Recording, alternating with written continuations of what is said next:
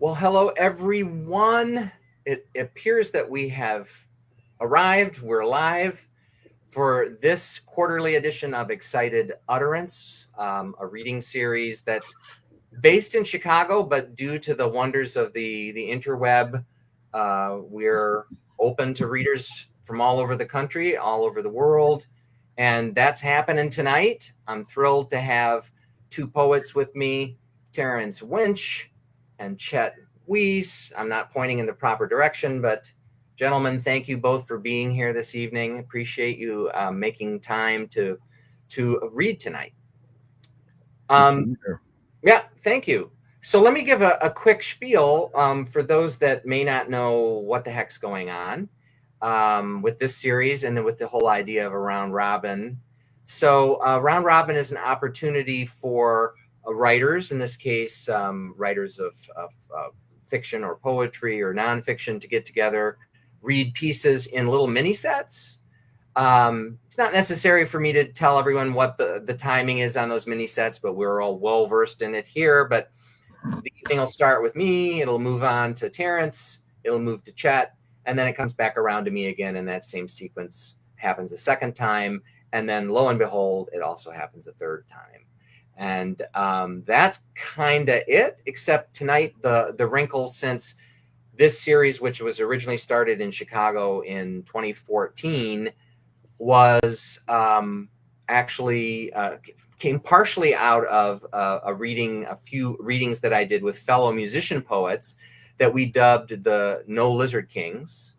And the first reading for that was in St. Louis with myself and Ken Case. And then we did a reading here in Chicago with myself and Ken Traktier for it, and Snezna Zabic, who's a Chicago-based multi-hyphenate, also participated in that. And then we were going to do another one when we were in person, and then that never transpired. And then, of course, COVID, etc. And now we're back. And as I've been reorganizing myself with the reading series online, I thought 'tis time for another No Lizard Kings event. So Terence and Chet are both musicians as well. Chet's got his Morrison and Rambo. Well, you can't go wrong there. Reference material, good to go. I think that explains the sub-theme for tonight. Terence, Chet, I'm sure both of you are eager to take a rest and for me to kick this off, but do either of you have any opening words before I send you to totally appropriate the green room to wait for your time on stage? Anything to add before I do that? Just excited to read with you guys. Oh, overlap. Yeah. I hope you have all the right refreshments in the green room that we requested. We're well stocked, and the velvet rope was even buffed and washed today. We don't do that for just anybody. Excellent. Okay. Yes. Chet, you were going to say something too? I just said I'm happy to be reading with you guys. All right. Well, let you two take a breather. I'm going to get this started. So, as I said, Terence will follow me. So Terence, see you soon. Chet, see you soon-ish. Oh, live long and prosper, my friend. So, all right. For any of these things, whether it's musical or, yes, it's not time for musical or literary, getting past that opening is very vital, but also I'm glad to get past it and to get into the meat and potatoes part of the evening. So, and as you just noticed, or perhaps didn't notice, I have a Western exposure here, and Mr. Sun is pretty aggressive right now, so I'm keeping the blinds shut, but my guess is throughout the evening that's going to change. So I'm just going to leave that with the hint of light coming through there. So yes, so thank you everybody for being here tonight. So as I said, I did these series of No Lizard King readings, and then they kind of dovetailed into starting Excited Utterance, which wasn't necessarily music based, but again, for Chicagoland, a city that, an area that's not exactly bereft of reading opportunities. I decided, I like this musical round robin, so why don't I do it in a literary mode? And in this case here, for No Lizard Kings, as I was telling Chet and Terence beforehand, when we did the first series of readings, even though it was musicians who were also poets and perhaps writers of in other genres as well, my own stuff was not music adjacent that I read during those readings. But when I proposed this and then I chose the people to read for it, I said, you know what, let me dig into the Dean Oeuvre and see if I can find some things that are if they don't directly address musical issues, maybe they rely on sound or have a sonic quality to them. And I also thought of the last reading, which I ended up reading all new material. So everything I'm reading tonight is not new. And a majority of it is stuff I have not read in quite a long time. I have put out a series of chapbooks that are old enough that I don't really return to them very often, if at all. And when I started to look into the musical possibilities, I realized that a lot of them had more of the material that would work for that. So for this first set, I'm going to read from 2 chapbooks, 3, I think, actually, that feature pieces that I think are appropriate for tonight. So the first one is from a chapbook called QWERTYOP. Of course, that's the QWERTY keyboard is the top keyboard on my MacBook right here, but on a typewriter. And this poem's called Universe. This goes back to when I was living in San Francisco, which I did for over a decade. And Universe refers to, or was actually the name of the person in question, which seems appropriate for San Francisco. So Universe. Unabashedly antisocial, she is so much the wild thing I would have loved from afar in high school, or encountered on beer-sticky dance floors in ill-lit Detroit hole-in-the-wall nightclubs, jumping and slamming with each other in the punk fashion that is almost sex, almost violence, almost something. Youth is a weapon and she knows it. Aiming herself at the world, she fires, listening to hear the recoil of her shot through a din of impatient customer voices barking from the other side of the vinegar-clean glass. Sweaty finger smudges left behind to remind the help of their minimum wage hunger to put them in their place. What does she care? At 17, cigarettes and speed had been a way of life for years. Today, she's clean, jaded, knowledgeable in the how-tos of survival. She shows me her freshly pierced navel, a silver circle against pink-bared midriff, saying how much it hurts. Then points here, here, and here, the spots on her nose where rings used to be. I wouldn't have noticed in that field of freckles, especially as she laughs and takes drags off a half-smoked butt, her face answering to the taste of nicotine and bad jokes. I'm going to be an actor, she exclaims, combing anxious fingers through short blonde hair. I won't mess up my face again. She extinguishes her cigarette and relights a smile, believing somehow it will all work out, that there is some fragile order in a random universe. Rising then from the table, with a wave she returns to work, plastic wrapping crackers in convenient stacks of 4 apiece. So not having read this poem in a long time really takes me back. This person, this place where it was like a sandwich shop, and they would clean the glass with vinegar, and then the plastic wrapping of the crackers in stacks of 4 apiece. Wow, it comes right back into my brain. Hopefully into yours as well. This is from another chapbook called Eyes, Ears, Nose, and Throat, and this is called With Impunity. I come to you with impunity, hand over my heart, eyes wide open, tongue too tied to speak, and I watch you unlocking the door, standing between us, wave and walk on, retracing my steps, the friendly moan of a far-off foghorn echoing through the avenues, clarion call to sad anchored ships, restless sailors pacing their decks, warming cold hands on mugs of hot coffee, watching the shore and thinking about doors to their homes. Miles away in late night kitchens, sleepless lovers raid refrigerators, conjuring up well-fed dreams of what has been and hopefully will be. It's so peaceful out here, I don't know what to do with myself. So I throw a penny into the air just to hear it hitting the ground.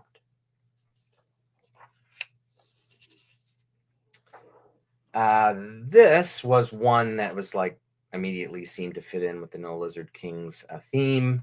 It's called The Opera, and it's from a chapbook called Workers' Comp. I was thinking I could bring a little light in here. Yeah. So The Opera. Such beautiful music booming from God-kissed larynxes. Busty divas and sweaty tenors squeezing fat asses into penthouse suite chairs, licking creamy traces of eclairs from $1,000,000 lips, barking loud demands for room service and tranquilizers, flowers, wine, and food. In the standing room only section, bystanders standing on tired $50 feet turn ears toward the faint, sustained note of another cultured contrapunto, tears running freely down salt-stained cheeks. So when I was digging through these old chapbooks, this one, came to mind immediately, and I was like, I don't know. This feels very different from stuff I would write now, and I think the overall attitude is probably unchanged, but I'm not quite sure I would put it quite this way. But I think I decided I liked it. I decided it was time for me to revisit it, and there you go. And I've got one more, and I've got some more light coming in, a little bit longer, called Gimmicks. It's from the same Workers' Comp chapbook. And I realized when I was revisiting these old publications that I did an earlier version of this in an earlier chapbook that was shorter. It's not like this one's that much longer, but I was happier with this version when I got to it. So Gimmicks, and then after this, Terence will clean up the mess I've created here. I've been suckered by a gimmick. The radio playing 10 songs from 1974, each one bringing with it the soft, insistent tug of memory's hands. My mind transported back to nights in my father's kitchen, drawing and listening to talk shows and music on the AM dial. He has long gone to sleep. It is 4 a.m. and already I am establishing patterns for my future, a taste for coffee, nonconformity, solitude, and self-expression. My father's own mode for that is repairing cars in his Virginia garage. To friends and neighbors, I am his son, invariably the artist, the vegetarian, the musician. They share beers under propped up car hoods, discussing work or sports. I breeze through the garage, more home to him than his house, saying hello and passing a wrench or screwdriver on my way inside. By choice, I keep to myself. We ride his motorcycle to malls where he buys me comics, where he takes me twice a week or more, waiting on his bike at the curb, smoking filterless Pall Malls, patient. To Langley Air Base, where he is stationed, riding shotgun and holding on to him in his green fatigues with white helmet and Air Force issue sunglasses.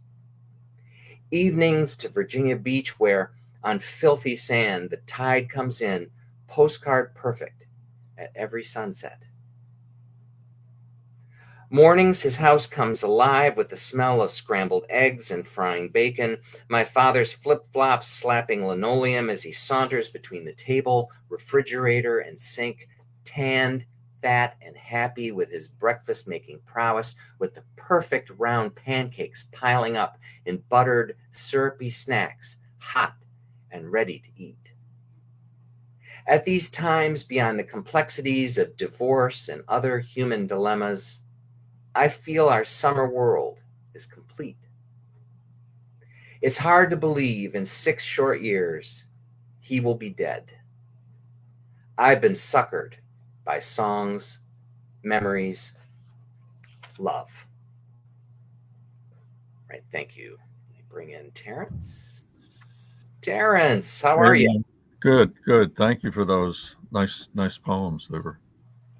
Did they feel a little long in the tooth to you, or you can No, not at all. No. Oh, good. All right. I feel I started things off at least decently, and set the stage for you. So I'm looking forward to hearing you, and I will make myself scarce, and we'll see you again on the next pass. Okay. All right. Thanks. All right. Thanks, Larry.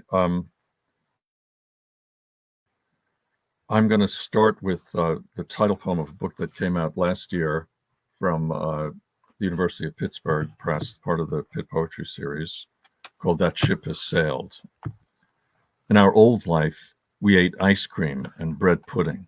We drank glass after glass of Grand Marnier until it made us sick. Our libido was as big as a billboard. Our libido was larger than a drive-in theater screen in the middle of nowhere, playing endless adolescent pornographic classics. We had an appetite for appetite. We poured melted lard all over our popcorn, which we then covered with a snowstorm of salt. We smoked, we snorted, we cavorted with people who were best left alone. We talked all fucking night on the phone. We read Keats and Yeats and all the greats, day and night. We got into fights in pubs. We drank 16 cups of coffee every day. We called in sick and spent the day in mysteries, doubts, uncertainties. We shirked our responsibilities without a second thought. We ate Chinese food and pizza for breakfast. We rode the bus to visit friends wherever they might be. We stole books. We cheated. We lied. We cried. We danced all night in the living room around the Christmas tree. In our new life, we try to remember the names of the people we think we might have slept with. We haul the frozen bags of broccoli out of the freezer. We light a candle to commemorate crossing the great divide between the green island of the young and all the songs in our bones that have come unsung. And I'll read a poem that's kind of ekphrastic in that it's sort of written in response to this photograph that's in the book of me when I was almost 3. My leg is bleeding in the photograph, which I don't think you can see. Anyway, it's called You May Take One Giant Step. They told me as the blood ran down my leg how cute I looked in my short pants holding a ball. That was back in the old world, in another century, back when we buried the dead in coffee cans. The sun was silver lemon then, not egg yolk yellow, the way it is now. It would burn you so red your mother could melt butter on your skin. You never learned to throw that ball. You clutched it to your hand and hoped it would never roll away. You were given ginger ale and toast to cut the fever. The mothers all stood on the sidewalk, blowing smoke as the breeze made their skirts quiver. Time was more like background music than an instrument of destruction, ticking in bubble wrap and waiting to go off any second. Everything rhymed in those days. There was a song for vacuuming and an opera for the story of the street. When the moment came to dry your tears and go back inside, the curtain fluttered out the window like a flag of surrender. And since we're kind of going with a little bit of a music theme, I thought I'd read this poem called Country Music, written for my friend Howard Bass, who's a terrific musician actually himself. And it's a sonnet that is my attempt to sort of summarize the character of particularly old-time country music in one poem. So I'll send it out to all the Carter family fans out there. It's about mothers dying, the hearse forever coursing up the hill to your house. It's raining, of course, and everyone has blue eyes, about which everyone else is always dreaming. Things are pretty bad. and getting worse. The best you can do is drink and carouse and implore Jesus in that kingdom in the skies to bestow upon your vagrant soul a sense of meaning. Every love affair carries its own special curse, the universe intent on violating all our vows. You may have to shoot someone between the eyes to set things straight. Love is but anguish and scheming. When you die drunk with a broken heart, the keening starts with fiddle break and harmony chorus. And then I'll end my first little set here with a poem called JFK Assassinated. For people my age, I had just turned 18 when Kennedy was killed. I had just started freshman year in college. So like a lot of people, Dylan, I think, on his last album had like a 17-minute song, kind of talking song about the Kennedy assassination. So it really made a deep impression on everyone. I'm on my way to the car, part of the carpool, going to school, and everybody else is standing in front of the open doors of their cars, bent over, their heads resting on their arms, listening to the news of the assassination. I think we cried. We went to school and prayed and cried. It snowed in April that year. That year, no one had yet committed any sex crimes. No one was a junkie. Only a few of us had already died. This was when men beat their wives and children, when men spent their days digging ditches, drinking quart bottles of Miller High Life, which was cold and golden. You could wear hats back then. You could go out very late at night and walk the streets, smoking cigarettes, looking for love. You could stay until the bars closed. You could sit on the stoop, blowing smoke at the sky, wondering what would happen, in the future, which was like a far-off country you would never get to visit, but whose laws you were forced to obey. Thank you. All right. Been walking around my office during these readings, looking for a snack because both you guys are reading poems about food, and I haven't had dinner. In addition, those poems are just so good, both Larry and Terence. Thank you so much. I'm going to read 3 poems. Start off. Every word is true. This first poem is called Bass Pro Shop. I have a friend who used Grindr for a hot bathroom hookup at the Bass Pro Shop in the Opry Mills Mall in Nashville. Miracles do happen. At the Pyramid on the Mississippi River in Memphis, the Dead played on April Fool's Day, 1995. It's a Bass Pro Shop now, too. Sometimes I wonder so much about space and what the moon would say to us. I think the moon would say, I was born before the internet. I walked a winter with deer blood on my face, ticks in my shoes, and the only space between you and I is the older we've grown, the more our wishes passed away. Like friends on holidays, the New York City ballet dancer, SNL cast member, surgeon, professional race car driver, the president. Remember the day you realized it was too late to be an astronaut? We probably weren't smart enough anyhow. Sometimes I feel pain so much I can't hear anymore. No one can. Think of an emoji for that. Or why beautiful things might cause harm or be hurt. Sometimes I need music I don't have to listen to so hard for a warm star, a body. In the darkness, There exists no algorithm for pain, except I know Elvis's mother made him sing to his dead twin every night. She would point to the moon and say, "That's him." I will not abuse the night. The moon needs no more poems.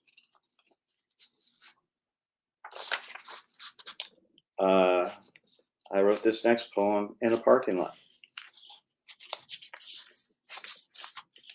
In the parking lot with a vape pen, listening to doom metal. Maybe we can invent a beautiful new word, one that describes a person who fades like hope. Put the word on a raft, watch it float away, like God used to be here to hold our hands on the way.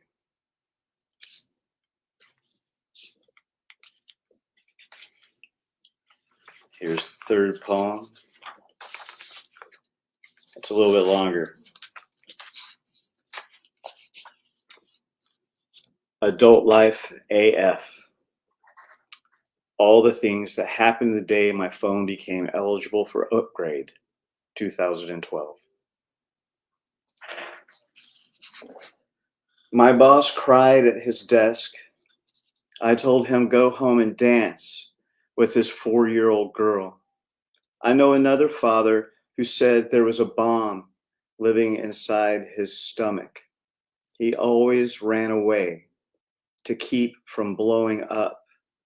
His daughters wondered when he no longer could adjust, and could that happen to them? Like an anxious ghost, a spare moment surprises me. By reflex, I checked my phone. My inbox is the eternal abyss. I've seen emails you people wouldn't believe. Emails on fire off the shoulder of Orion. I've watched emails glitter in the dark near the Tannhauser Gate. All those emails will be lost in time like tears and rain. Like my thoughts in this squall, I am forever lost here, in line at Verizon.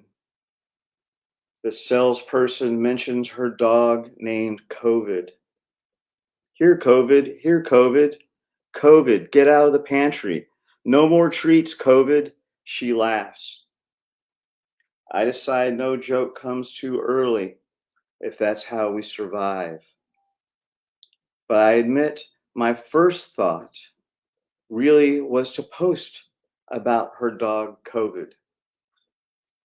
I believe in a God with good intentions, would never have invented the like button during my generation. God is not racist. God is not sexist.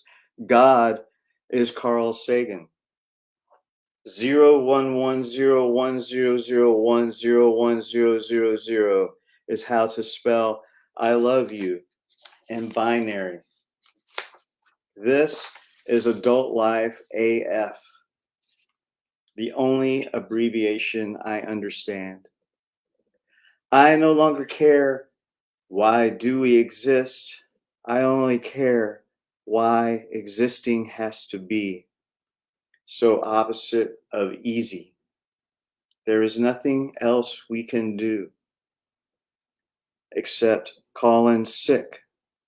A 4-day weekend. That's what the WTF this poem is talking about.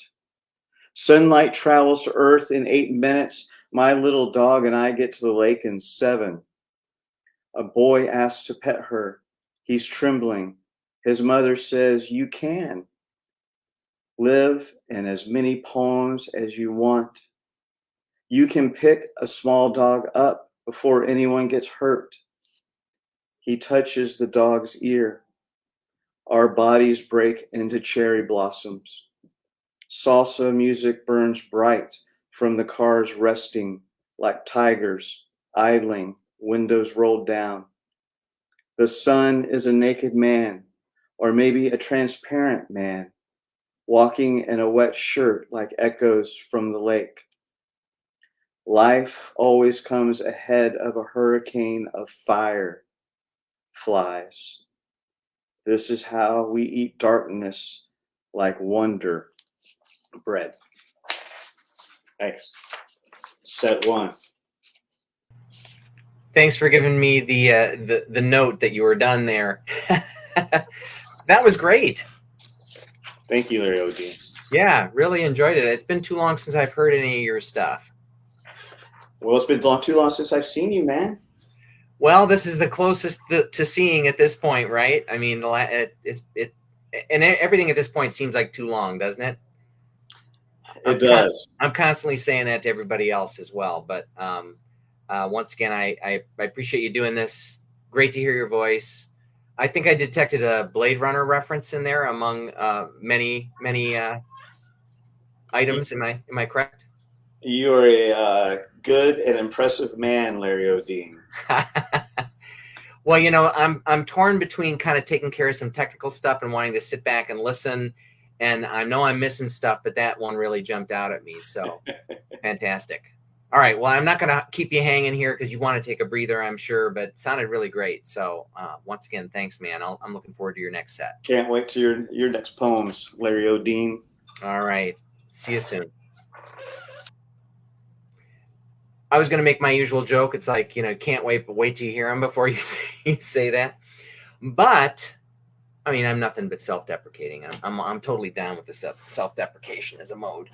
But all right. So not only Chet, but Terence's stuff was amazing. Same thing there too. I'm like sort of half trying to take care of tech stuff here and listening to Terence's stuff.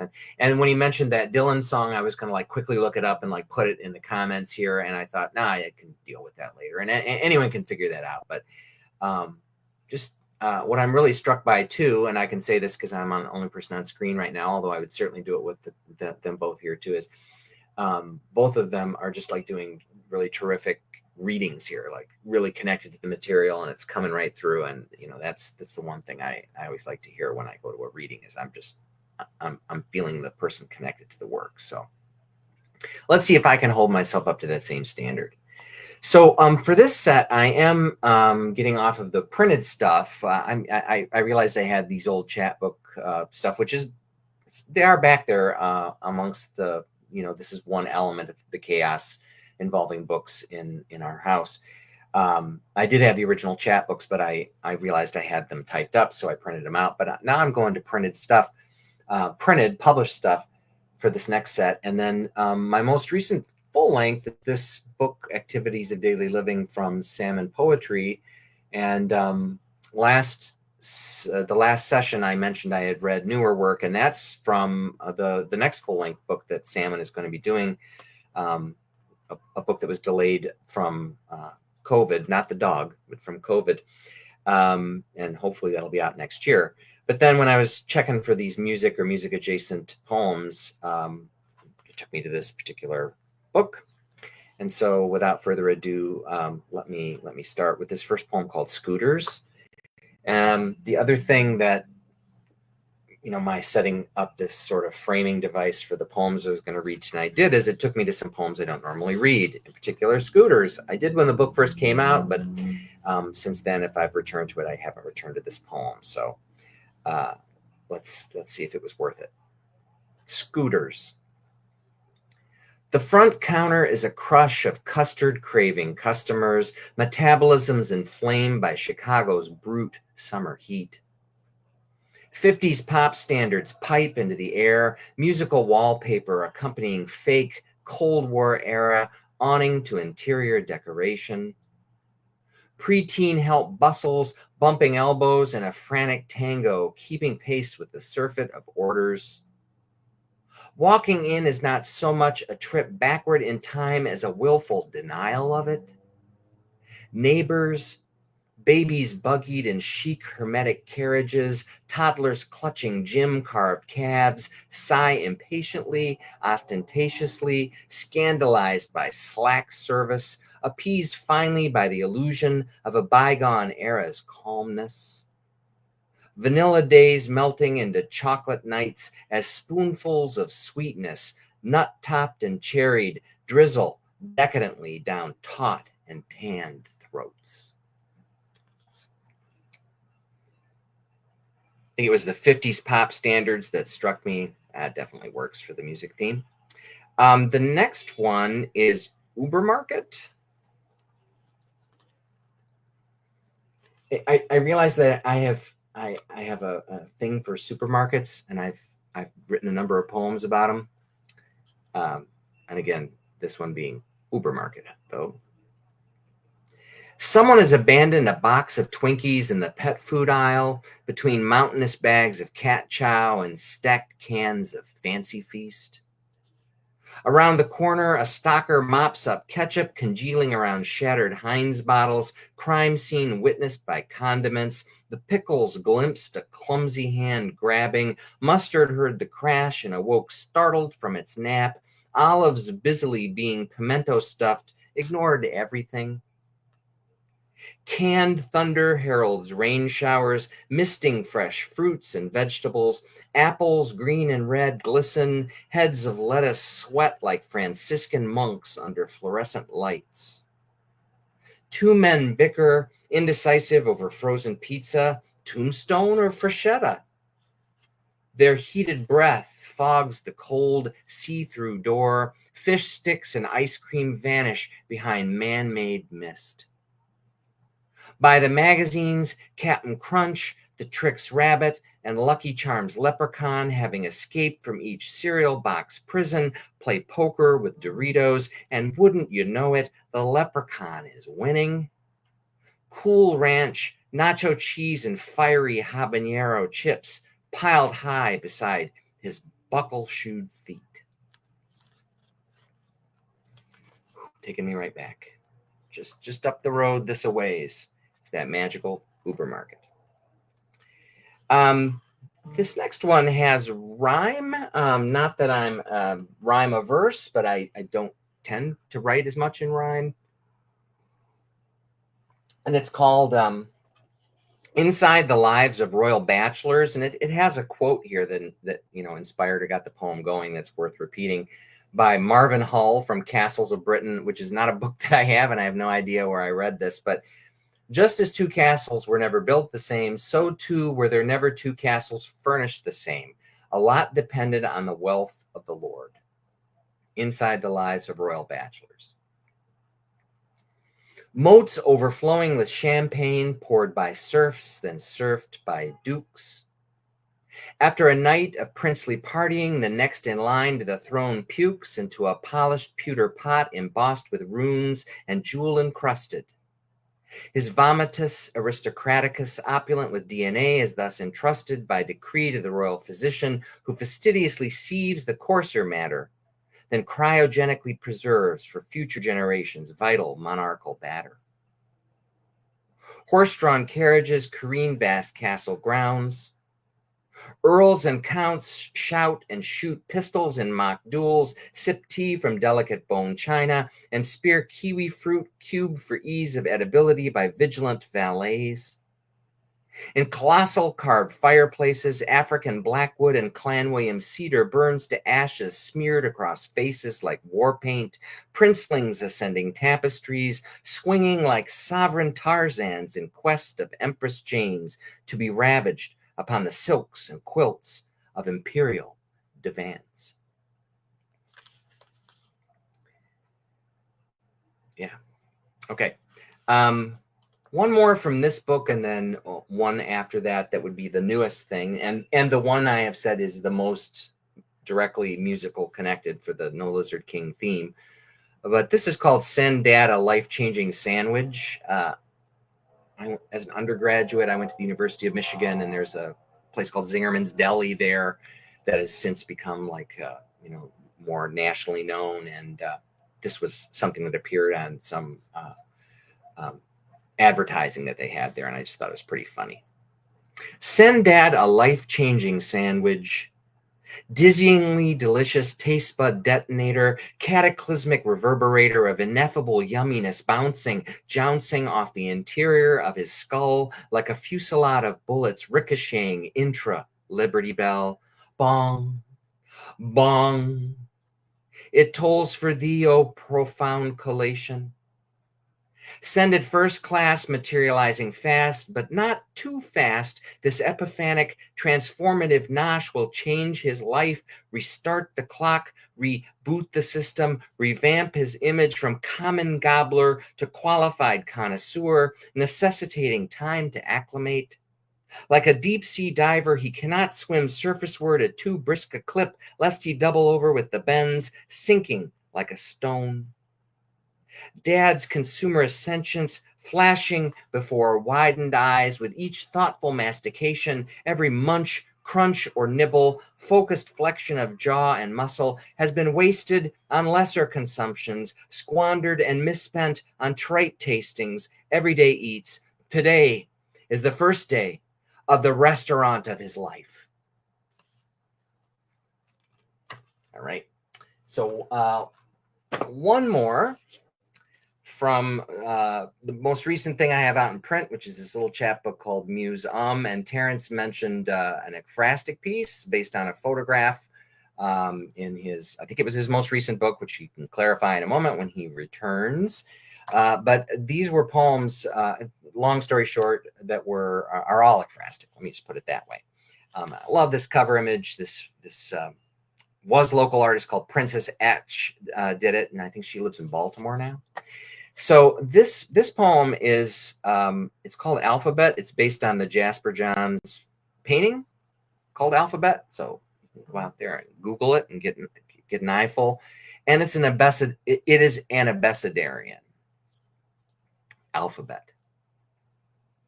As soon as Jasper affixed his final brushstroke, he called John Cage. Cage, that's what he called him. Drop everything. Get over here. Taking the F train, he was relieved to get away for a while, clear his head, fingers arpeggiating indeterminate melodies on his lap, jumping grasshopper-like as he transposed keys and reworked ideas. My intention is to let things be themselves, he reflected, making a mental note of it.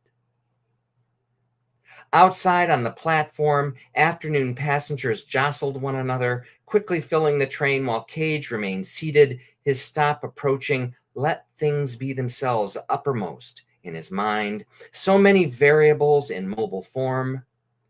Jasper could wait. He wanted to try something new. Have his hands x-rayed while they played, metacarpals and phalanges yo-yoing in diaphanous black and white, zebras shivering in a violent burst of snow. Right. Thank you very much. And I will bring Terence back. Terence, Thank how are you? Good. That was fun. Oh, thank you so much. Yeah. I really enjoyed your last set. I wasn't able to kind of tag in at the end of it because that's how this is working. But and that the Dylan reference again, the ekphrastic poem is all really excellent. And, no, thank you. Yeah, really appreciate it. Yeah, that stuff was all from a book called That Ship Has Sailed. That's the Pitt one, right? Yeah, that has a great picture on the cover of from the Peter Pan silent movie, first movie of Peter Pan. It's a still of the mermaids on the shore waving goodbye to the ship. So, oh, that's awesome. I love that. Yeah, just as a quick aside, because I know you want to read, were you able to pick the cover image for that yourself? I had to fight for that with Pitt. I did find the cover. Somebody sent it to me years ago, and I actually talked to a few lawyer friends about the intellectual property issues, and they concluded, pretty conclusively that this was I think it was 1926 or something like that. So it was out of copyright at that point. Yeah. So Pitt went along with it in the end, which was nice. Yeah, I'm always curious about that kind of thing. I've always had say in cover images and stuff, but I've heard other things from other people, and it can be very frustrating. I couldn't quite see it there, but just the description of it, I'm sure it's amazing, and just the provenance sounds interesting. So, Yeah, I was glad to come up with the image, which I had before I thought of the title for the book, and then they matched perfectly. But I spent my life as an editor running a museum publications operation. So design and all of that is like super important to me. And I didn't have, officially any input here, but with Hanging Loose, with whom I've done a bunch of books, yeah, they great. they very much. My wife is a designer and a visual artist, so they love her covers. They're wonderful covers. So she did my most recent book, which Hanging Loose just put out, Uh-huh. called This As If Desire. And these are all, you mentioned Salmon. Salmon published a book of mine in 2013 of 10-line poems, Ah, ah, decastichs, that we're were getting more, fancy here with the deca sticks. Yeah, yeah, nice, yeah, yeah. nice. That those were all poems that were more kind of influenced by language poetry, and they weren't all that linear and all of that. But I like the whole idea of the 10-line poem. It attracts me. So I kept writing them, and I've written a lot of occasional poems for anniversaries, birthdays, and Valentine's days. They accumulated. So this book is a collection of those poems, and I'll read a handful of them here. Oh, well, let me get out of your way. So Okay. perfect segue. All right. All right. Looking forward to it. So as I said, these are all, love poems, off love poems, etc. Dusk till dawn. Everyone is sleeping except me. I'm waiting in line at the post office. I am booking a bar for the party. Everyone says I worry too much. We are forever moving from the couch to the kitchen, forever eating the cake on the counter. But we know we are alive, and soon ecstasy will visit us again. We will believe our own lies. Our wishes will come true. Our love floats on far-flung brainwaves.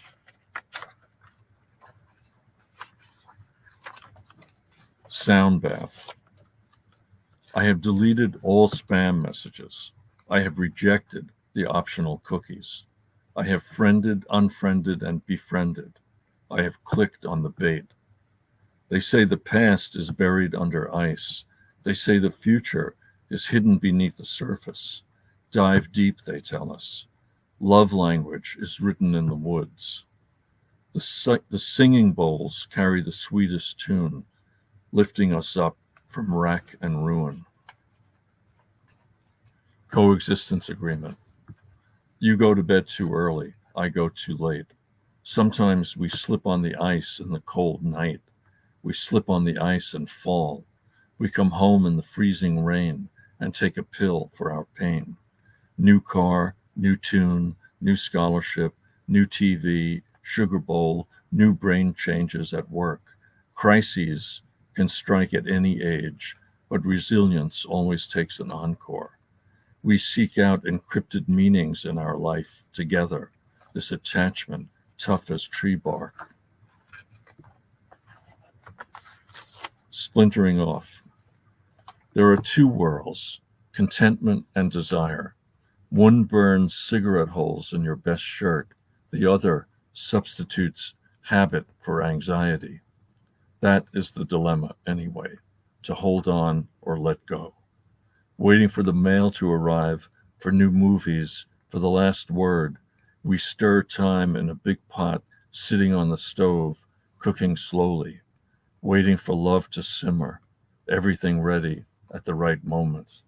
All the glass and wood have been dug out of our bodies. It's okay to stay home and miss the dance.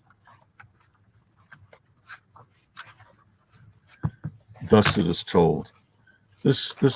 Most of these poems actually haven't been published in journals and all that, but this one, a number of them have, and this one is one that has. It's in a wonderful new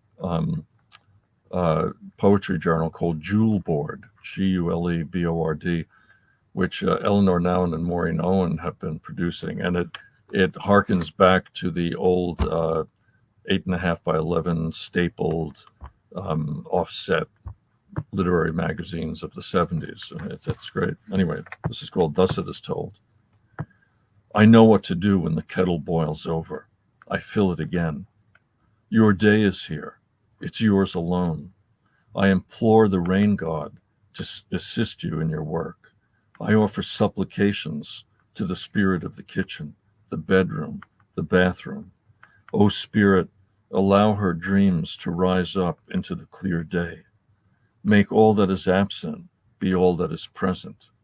Free all that you have placed within her being, and let it rise like smoke over the blue mountain. Let suffering fly off like a hawk in the whirlwind. And let me see, I'll read two more.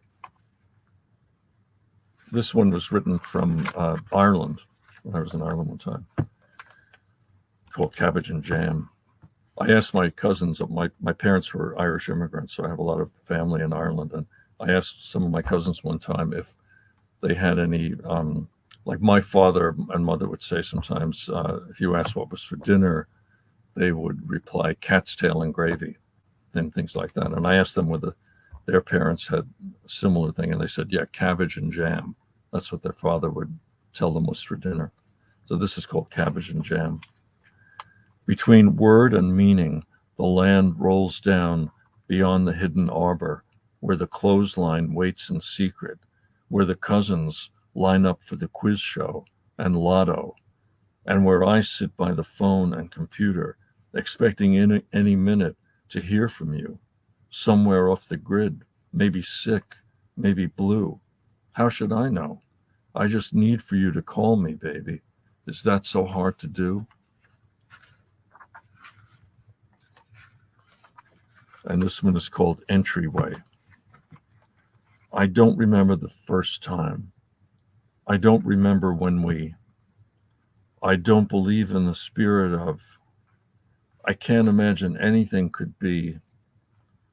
I want to be poured from a blue. I want to drink in the essence. I want all possibilities of my mission. I want the crying out to be part of the, we are for the moment in the waiting. We are living in the language of the other. Thank you. Right on. Listening to you, Terence. One of my favorite things to do is to sit around and tell stories and hear people's stories and just share stories. And I bet you got some good ones. I would love to hang out with you somewhere other than the internet. Come up to DC. We have a nice guest room. Right on. And of course, Larry hit us with that line. What was it? Today is the first day in the restaurant of our lives. That was a zinger. What do you think about that, Terence? That's good. That's a good one. Yeah. That's like an earworm, a poetry equivalent of an earworm. I'll probably use that somewhere, being clever in conversation. Yeah, I love those kinds of lines. My favorite of my own is "The bells are ringing for me in Chagall." That's good too. Well, all right. I got a few here for the middle section. What is this? The sophomore of our lives, the sophomore of our reading. This first poem, Larry O'Dean and I had the honor, or I had the honor of spending time with Larry O'Dean in my graduate program. We both went to school. Murray State Racers. Murray State Racers, go Racers. And I wrote this poem during those days. So I thought I would read it. But it's become a history poem now. I wrote it when this event actually happened, but it was in the summer of 2010. Terrible flood in Nashville. I've never experienced a natural disaster like that before. And at the same time, if everyone remembers, it was when the oil rig in the Gulf of Mexico sank and the wellhead was open for so long, just gushing oil into the Gulf of Mexico. That was a weird summer. So I wrote a poem about it. I actually wrote this poem as the floodwaters were still draining. It's a tough one, man. The good thing about this poem is that Nashville's still here, obviously, and everybody got through it. But man, what a terrible time. So many people lost so much stuff. But it was really nice to see everybody help one another too. An American prayer for the second coming. Before my brother murdered the sea, I thought he acted like a gentleman. Before I saw birds drown, I never listened to the women reading Bibles. A police officer found the 30-06 rifle wrapped inside a blanket. Combing the blood of the sea from our scalps, we saw him on the news. People cried like televisions left on all day. After that, who could ask why the Harpeth River jumped its banks, or if we deserve the rain filling Nashville's ditches? Dirt and nails on the floor of our house, children in the street, playing in the water. A blues LP turns inside my rib cage, clicks on its turntable. They still shovel birds into bags. There's shame today in everything. I have a rib inside of her, but I can not protect my wife. Our house no longer dreams. A cop clicks the button. Please evacuate your homes immediately. His voice follows his car. There is no escape. All airplanes are booked. Even the neighbor's dog has been abandoned, scared, choking. Brown water swirls with sickly colors. Please, God, come back. And this time, breathe fire.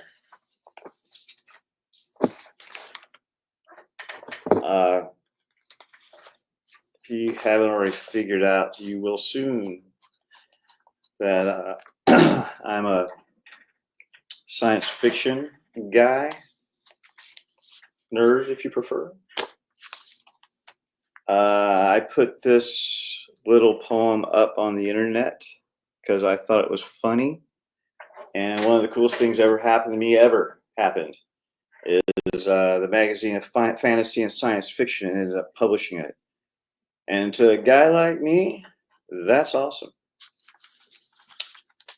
This is called Science Fiction Novel in 7 Words, after Hemingway. For sale, baby AI, shoes never worn. All right, here's the gold. The gold. So Star Trek poems. So what I did is I watched all the Star Treks. First memory I have as a kid, one of the first memories I have is bothering my mom and her telling me to go watch the TV show with the spaceship. It was Star Trek. So I have written these poems. I've taken dialogue from the episodes. Most of this dialogue is straight from the episodes, or the closed captions. Tweaked some things here and there, and I've changed the title of the episodes to update them. These are Star Trek episodes in current modern times.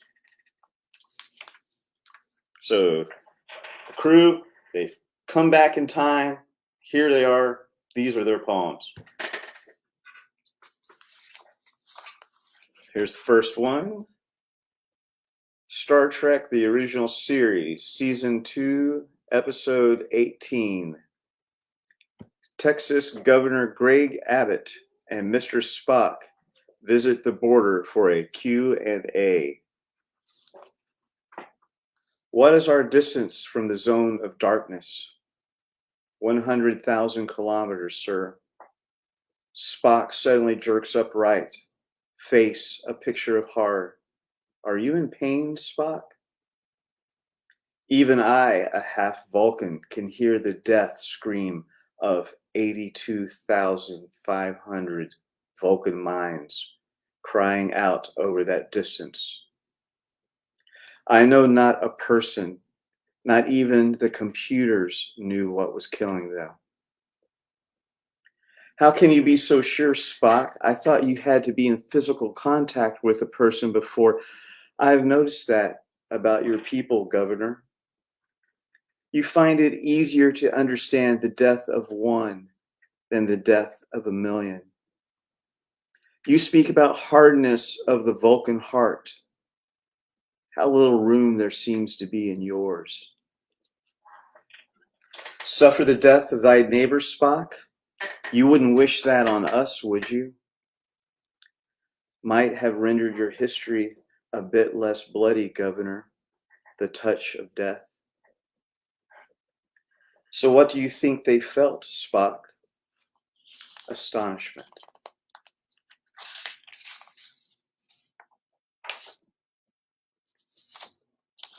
Star Trek: The Next Generation, Season 3, Episode 26. A Facebook friend request accepted from an ex-high school classmate because I thought it wouldn't get personal.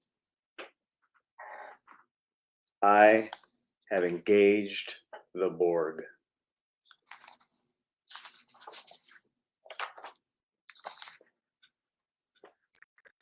Star Trek: The Animated Series, Season 1, Episode 1.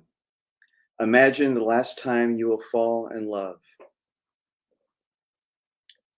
Here for 300 million years, barely an instant in eternity.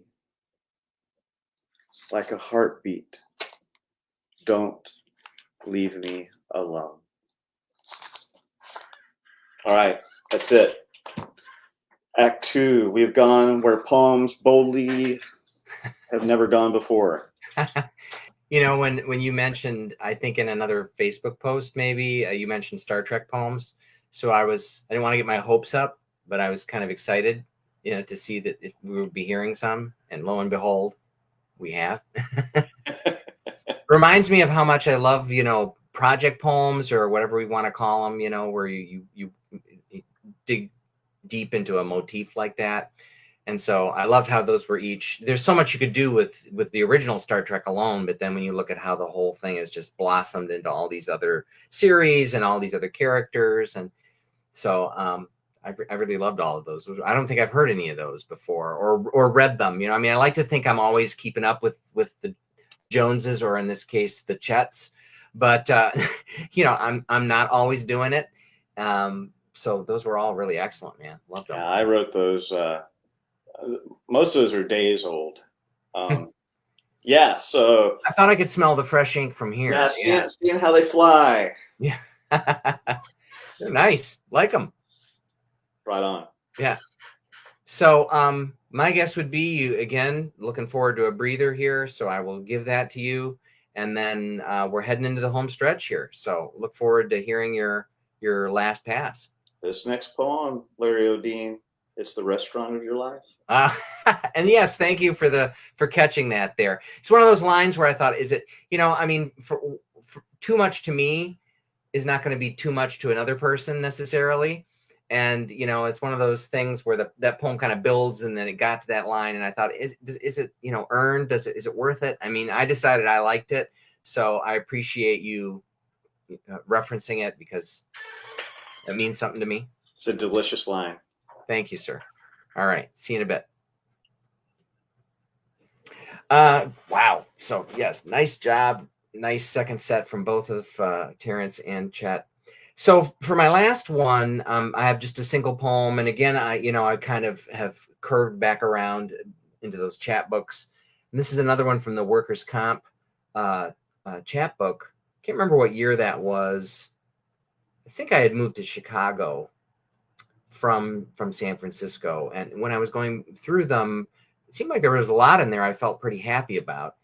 This poem's called Heart's Desire, which is a beach in the San Francisco area.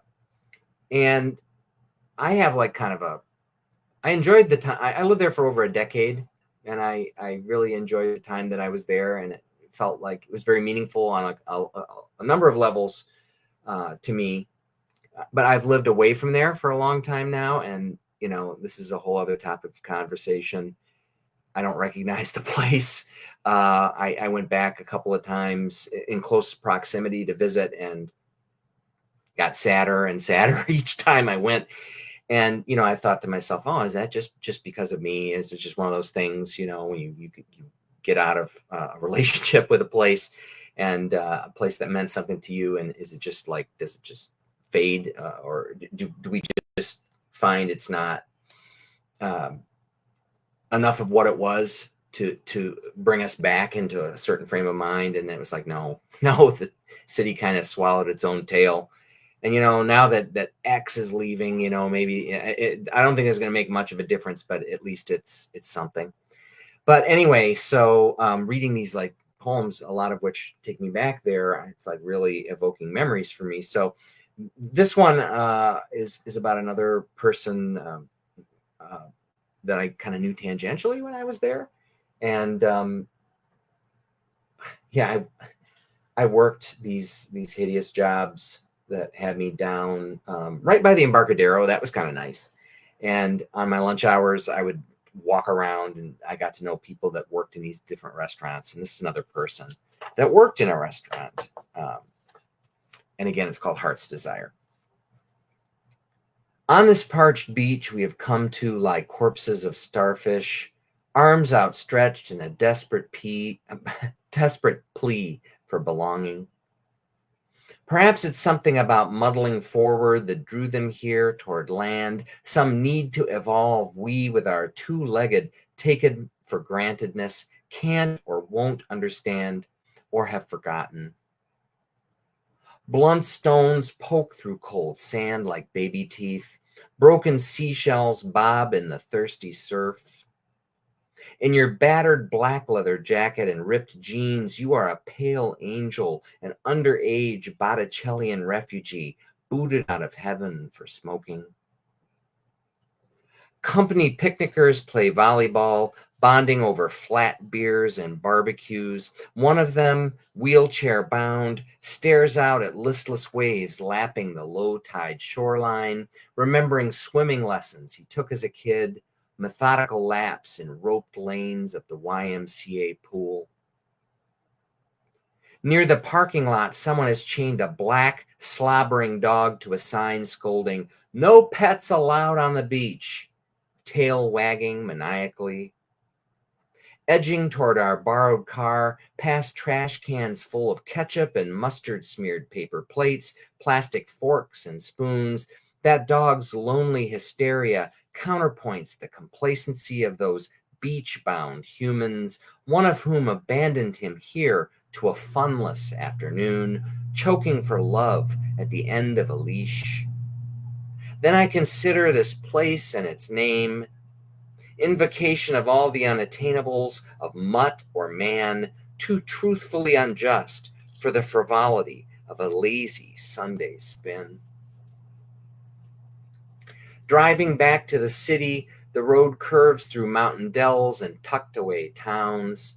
In one such town, you lurch against the seatbelt like a child against your mother's arm, craning your head toward a plain but hopeful house, its white picket fence clutching bunches of wisteria like a bridal bouquet. "Look," you cry, pointing, "isn't it beautiful?" In the rear view mirror, flowers flash in a cloud of purple-green fire. Later, you light another cigarette, exhaling smoke out the open window. As I slow down, handing the toll guard $2 bills in the long-shadowed late day, you smile sleepily. Tying your hair back, speckles of sand glitter in it like stars in the night sky. Behind us, An anxious horn honks emphatically. Pulling up to the curb outside your Tenderloin apartment, double parking, waiting for you with your new set of old keys to set foot safely inside the front door, you turn then, waving goodbye, as a pair of tattooed prostitutes standing nearby simultaneously spit. All right. That is it for moi. Let me bring Terence back in. Hey, Terence. Hey, man. Nice work. Thank you so much. It was interesting for me to revisit some of this stuff that, I mean, I don't know about you. I think the musicians, writers seem like they're always more interested in like dealing with the newest stuff they have. It might be the newest stuff in print. It might be stuff that's not yet appeared in print, which makes sense. You know, you just want to hear how it sounds. You want to get it out there. Yeah. But for me, I just have this, just stuff that I just like completely ignore, you know, like I've just sort of in part because I don't know if I connect with it anymore, but also I think just that idea again of like, I want to do that. I want to keep moving, you know, I want to keep working on new stuff and presenting it. So it's interesting for me to like sit back and go through some of this and be like, you know, how's that going to, you know, how am I going to feel about it? And then how's it going to come across? So if it's coming across okay, that's good. And then I'm feeling okay about it. I love going back to old work. Yeah. You know, I mean, it's all to me like a continuum, basically. Yeah. And I sometimes feel almost guilty, like, you know, new books come out and you ignore the ones that came out years ago. And I think, no, I don't want to forget about them. There's still like poems in there I really like and want to read. But, you know, I don't read that much and that frequently. And, you know, since I have all this new work out, you know, I feel I should read that. But I'm often tempted to just, you know, read stuff from old books that I still like. Yeah, I like that idea of a continuum. I mean, that makes a lot of sense, and I think it's good to. I'm going to get this wrong, but you know, Joan Didion has a fairly famous essay. I've never been the kind of writer who can like effortlessly pull the quotes out of the air, but where I think it's on keeping a notebook, and then she talks about one would be well advised to keep on nodding terms with the various people they used to be. I'm manhandling it, but I think that's great. You know, that makes so much sense. Totally. Whether you're a person who writes or not, but as a writer, it makes sense. And I think I realized that as I've gotten older, I mean, I like to try to still vary what I'm doing writer wise, but I've gotten a little less connected in like in a personal way to some of the work that I do. And so looking over this older stuff, it's like, oh man, yeah, I used to really have my, you know, not just my toes in the water, but I was like out there swimming. Sure. Full immersion. Yeah, exactly. And I think that is good to like realize, you know, that was a good thing. And it informs what we do now, whether we're like reading that stuff or thinking back on that stuff or not. So yeah. We're a collection of our past selves. Yeah. All right. Well, enough of that philosophize, and let me get out of your way, and then we'll see you for the big fireworks display at the end. Right. All right. Okay. Well, I thought I would actually finish up my my last segment here with a few new poems. Let me see. The first of which I write mostly in free verse, but I actually love forms. I love rhymes. I've written a lot of sonnets and sestinas, and I've written actually a lot of villanelles. And this is one of them called I Got Arrhythmia. And it's coming out soon in a journal called Allium. I eat the potatoes and drink the wine. I take what I want till I've had my fill. And now I'm high and feeling fine. Last night we went out to dine. I had meatloaf at the Copper Canyon Grill. I also ate potatoes and drank some wine. I said, baby, I would love to make you mine. You said, just smoke a joint and pay the bill. And now I'm high and feeling fine. I know arrhythmia is a bad sign. My poor heart jumps at every thrill, such as mashed potatoes and cheap red wine. The path forward is a steep decline. The human condition is designed to kill us, which is why I'm high right now and feeling fine. I guess sometime I'll have to draw the line and learn to live without. But until then, I'll eat the potatoes and drink that wine. In fact, I'm high right now and feeling fine. And this one is called Sooner or Later. I intend to display courage sometime in the future. I have thought about going fishing for only the second time in my life, but I haven't.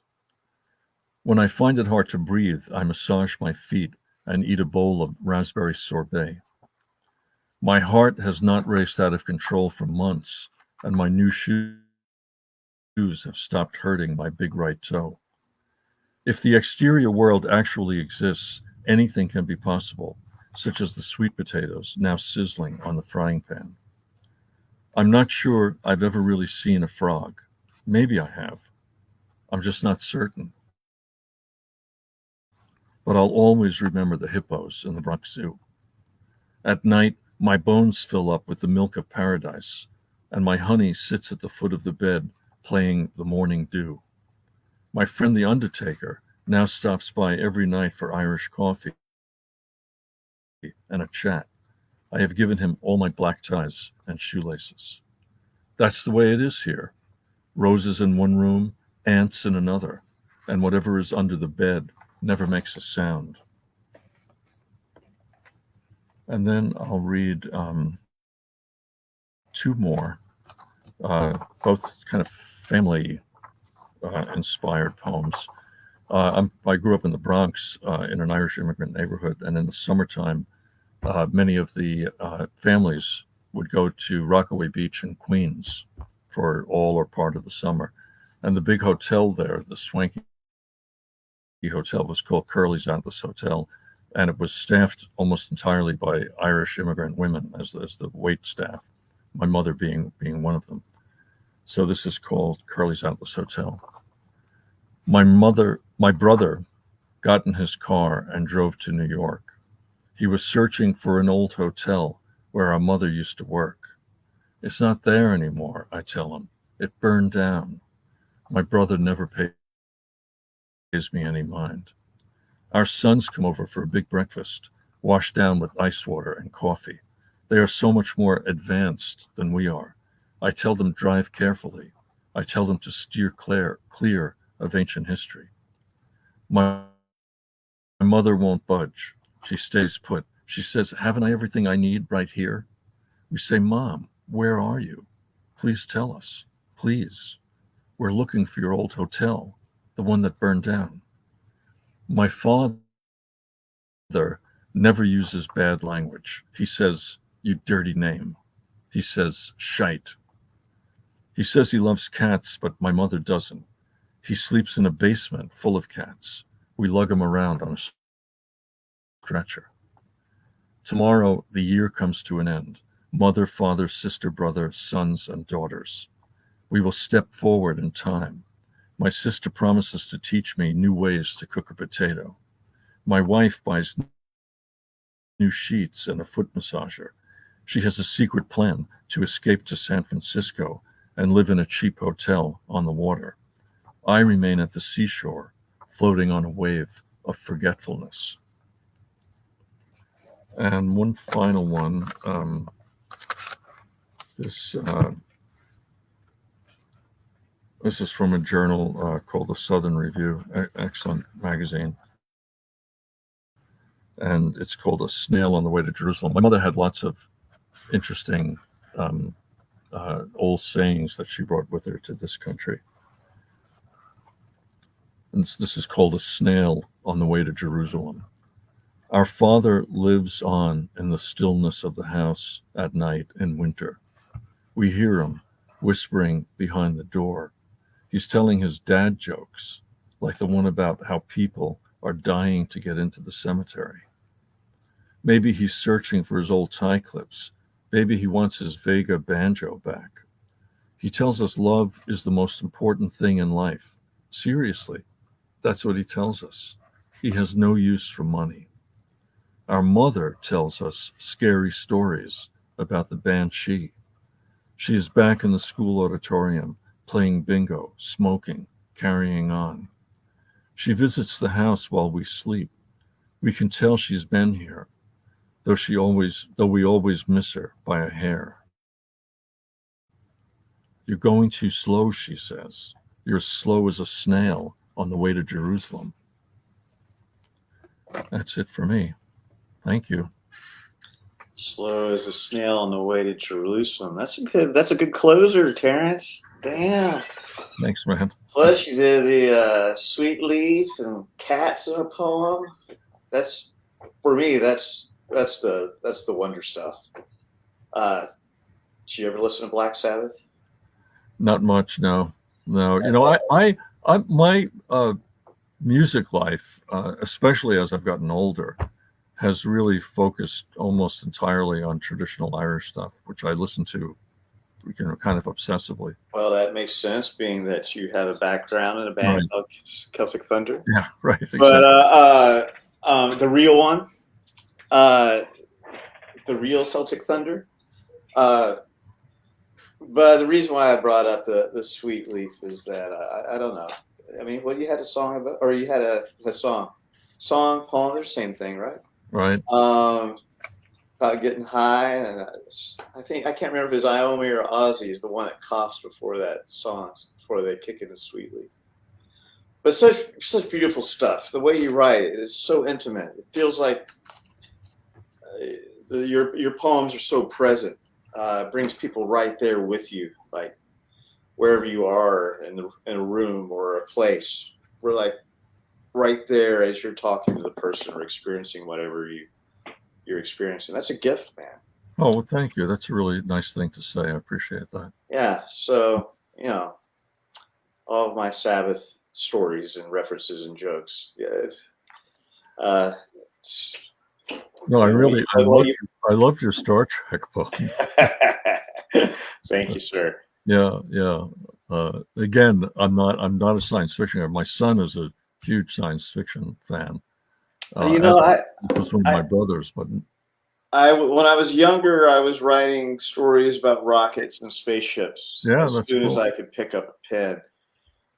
And I think a lot of the things that you love in life for a lifetime, those lifetime loves. Yeah. I think a lot of times you can't really explain it. Like I can't really explain why I got into music or really into poetry. It just kind of happened, Yeah, sure.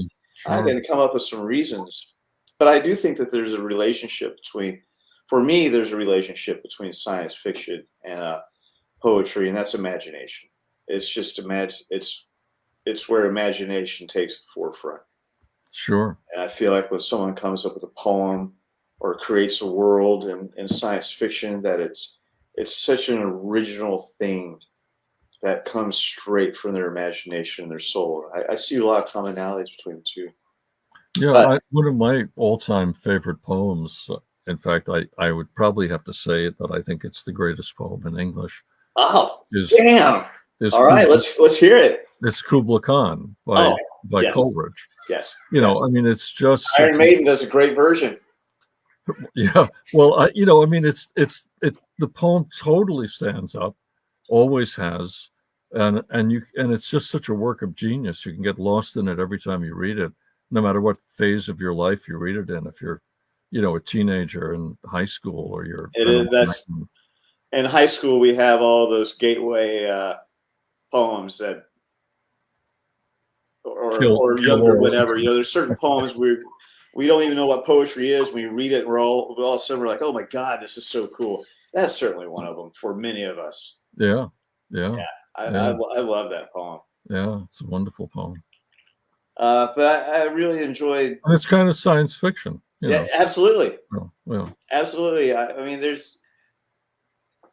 it's funny when you read people that are trying to write about science fiction and its roots and where it came from, they can go back so far to Coleridge or Mary Mary Shelley. Shelley, Yeah. yeah, Lovecraft, but it's imagination. Anything with imagination, people, Gulliver's Travels. yeah, yeah, You know, yeah. that's right in there. But I appreciate the time that we've spent together reading poems tonight. I think whenever people get together and share poems, it's the most important thing in the world. If we had more poems in the air, this world would be better. So very much appreciate you, Terence and Larry, uh, for letting me be a part of your jam tonight and sharing these poems. I guess it'll be out there on YouTube forever. Speaking of science fiction, maybe long after us. I'm going to read just one poem to finish off. And this is a newish poem. I've read it around Nashville some, so some people have heard it. But you guys bring in the food poems. You got food in your poems. So I'm going to bust out my food poem. It's called Cauliflower. Cauliflower. For me, cauliflower is a zero to hero vegetable. You know what? I'm going to break this for a second. I want everybody to know this is a prose poem.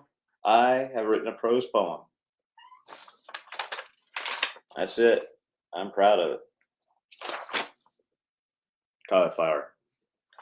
For me, cauliflower is a zero to hero vegetable. Cauliflower gochujang, cauliflower puree, gobi Manchurian, rice cauliflower, cauliflower steak, cauliflower pizza. Cauliflower did the first stage dive at the Lords of the New Church show. Cauliflower created PayPal, designed the Falling Water House in Pennsylvania, hosted the first DJ parties in Brooklyn, played the turntable instead of an instrument because what the hell? Took Elvis to juke joints in Mississippi, played the downbeat on the first beat in Augusta, Georgia. And to stay warm, cauliflower wore the first flannel shirt in Seattle. Some say cauliflower, in an especially good mood, even wore the first trucker cap just to make his friends laugh. Cauliflower's mess of problems and sense of humor rocketed cauliflower's first Marvel movie to the best box office draw ever. Never forgetting life as the last left on the buffet table. Cauliflower flew us to New York City to see Seth Curry beat the NBA three-point record. Paparazzi photographed us in the airport Applebee's. Cauliflower is tough, too. A martial artist, Cauliflower once told a proud boy, I'm going to take my left foot and kick the right side of your face, and there's not a damn thing you can do about it. The proud boy was soon on his hands and knees, busted lip of humbleness.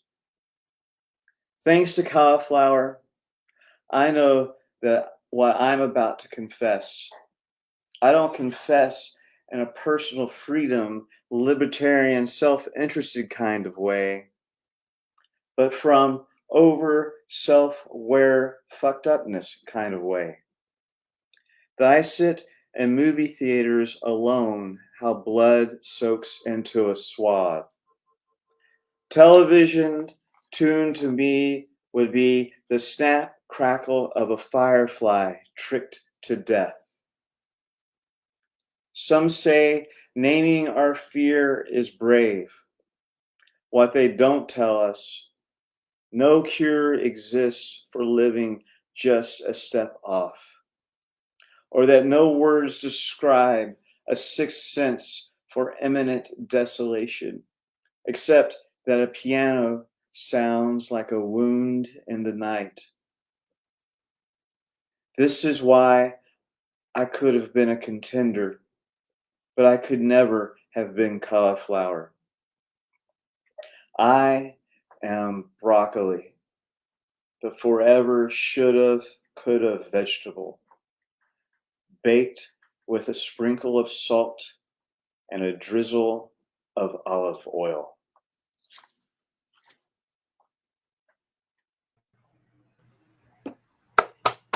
Very nice. Cauliflower. Barely knew what it was 3 years ago. Now it's everywhere. Love it. You know what I love about that, and you know, this points out how amazing language is. Just hearing the repetition of the word cauliflower has a certain power, right? And then the image of personally, I'm a cauliflower fan, so you don't have to convince me. But love it. And prose poem. Are you not a prose poem fan, Chet? But what about broccoli, Larry? Oh, I like broccoli too. All right.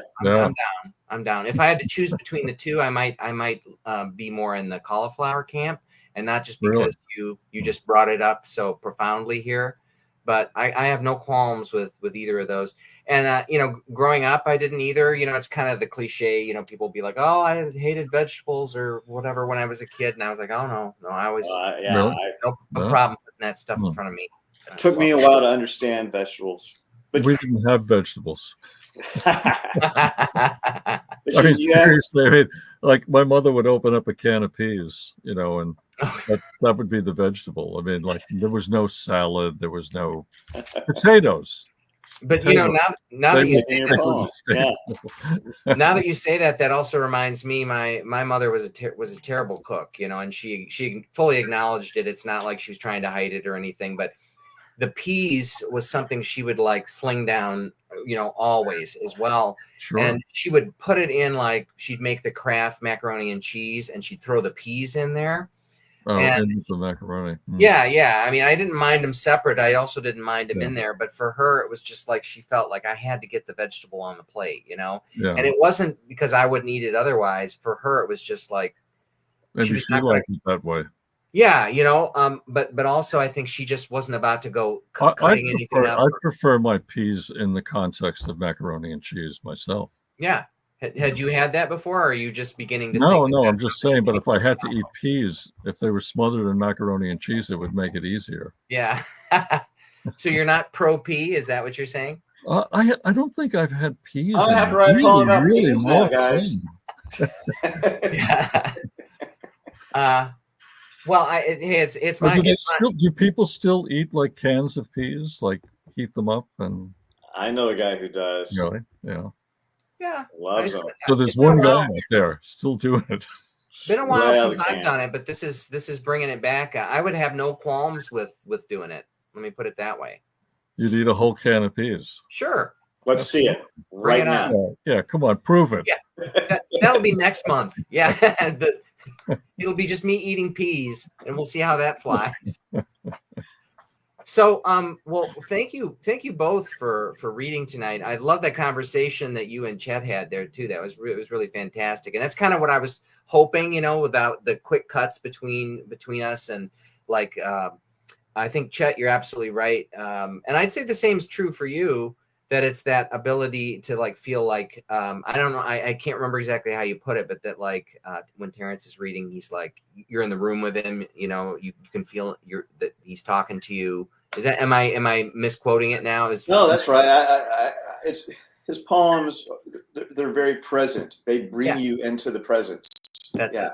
Yeah. I mean, I think it was true for your stuff too. You know, I mean, I talked about like feeling connected to it or whatever as being important, but I think that's a better way of putting it, like being present there, being present in the moment there.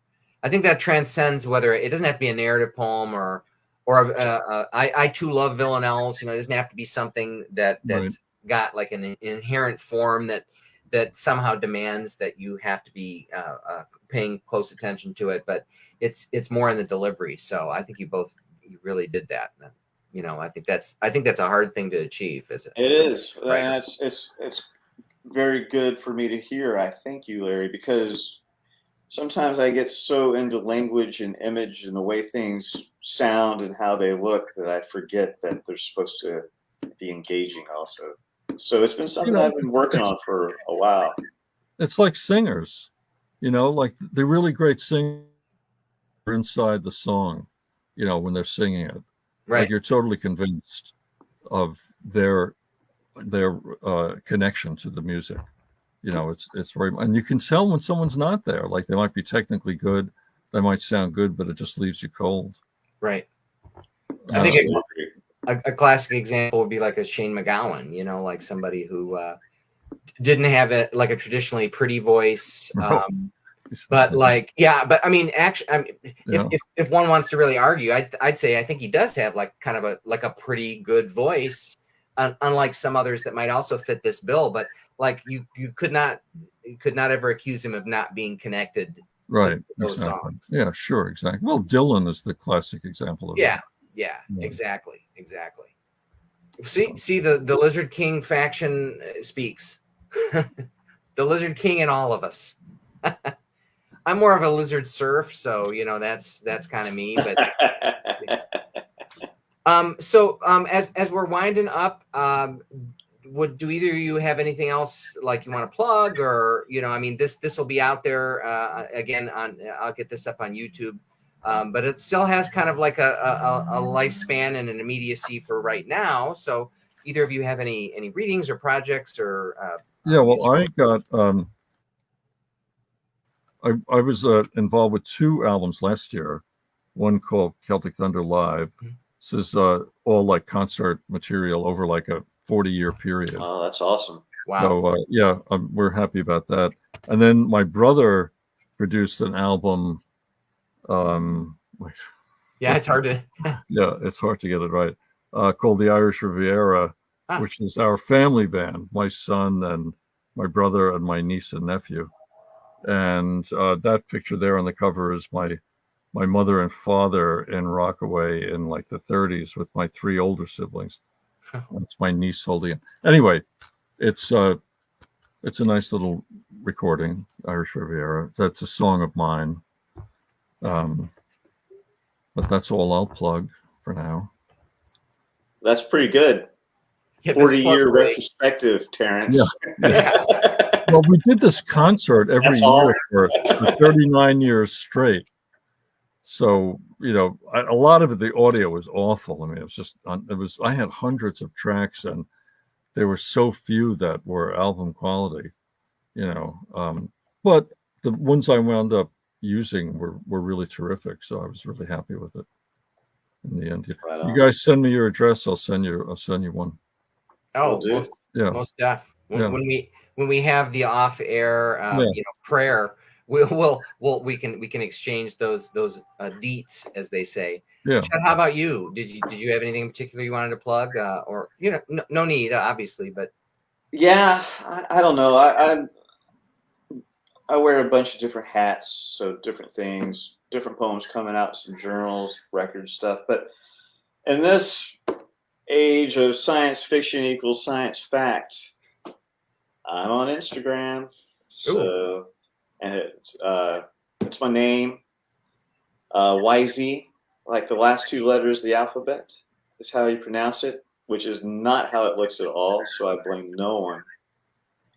Yeah, I mispronounced your name at the top and more than once. Yeah, Weise.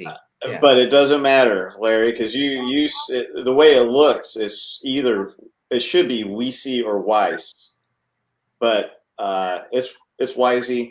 Weise is cool. That's a cool pronunciation. I'm totally into it. My dad used to have a license plate that said Weise. Yeah. You should get one too. I can't outcool Dad.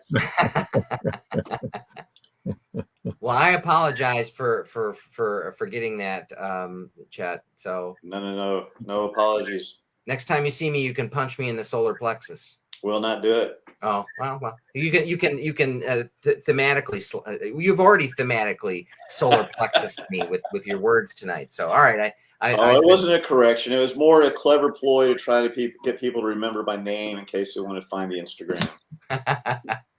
Nice. Okay. Well, I'm doing this all the time. People can track down my stuff. It's more for you guys, and I do thoroughly appreciate you taking the time tonight.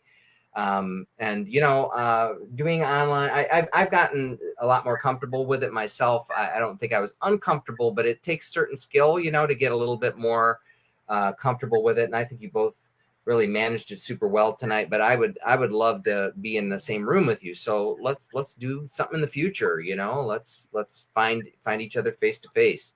But for now, I appreciate you taking time out of your lives to meet here in the virtual void and to bring some, meaning to that void. You're both great. All right. Thank you for the good time, Larry. Yeah. All right. So nice to see you both. Ditto. So let's give our goodbye wave and what have you, and we'll go off the live stream, and then we'll have some last words together. Long foil. Goodbye, future humans. Thanks, everybody.